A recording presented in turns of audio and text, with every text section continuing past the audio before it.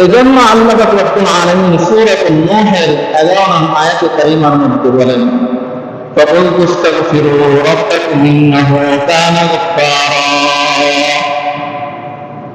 فَقُلْتُ اسْتَغْفِرُوا رَبَّكُمْ إِنَّهُ كَانَ غَفَّارًا ও নবী, আপনি আপনার উম্মতদেরকে বলে দেন, ইস্তাগফিরু রাব্বাকুম, তারা যেন তাদের প্রতিপালকের কাছে ক্ষমা চায়। ইস্তাগফিরু রাব্বাকুম, তোমরা তোমাদের প্রতিপালকের কাছে ক্ষমা চাও। ইন্নাহু কানা গাফফারা, তিনি এমন মালিক, তিনি চূড়ান্ত ক্ষমাশীল। সুবহানাল্লাহ। আল্লাহ তাআলা গফফার এমন মালিকের নাম, যিনি চূড়ান্ত ক্ষমাশীল। সব জায়গা থেকে বন্ধ হয়ে যাবে ক্ষমা দরজা, আর ওই মালিকের কাছ থেকে ক্ষমা দরজা শুরু হবে। জোরে বলেন না সুবহানাল্লাহ। এই জন্য ওই মালিকের কাছে ক্ষমা প্রার্থনা করতে হবে। আল্লাহ তাআলা শিখিয়ে দিতেছেন, আপনি বলে দেন আপনার উম্মতদেরকে, তারা যেন তোমরা তোমাদের প্রতিপালকের কাছে ক্ষমা চাও।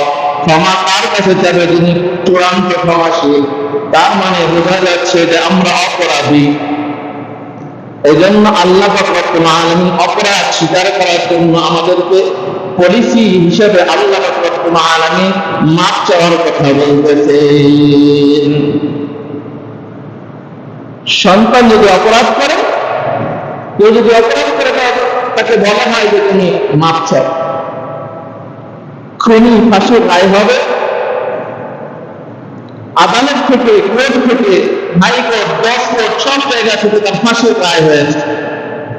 এখন চূড়ান্ত ক্ষমা রাষ্ট্রপতির কাছ থেকে নিতে হবে।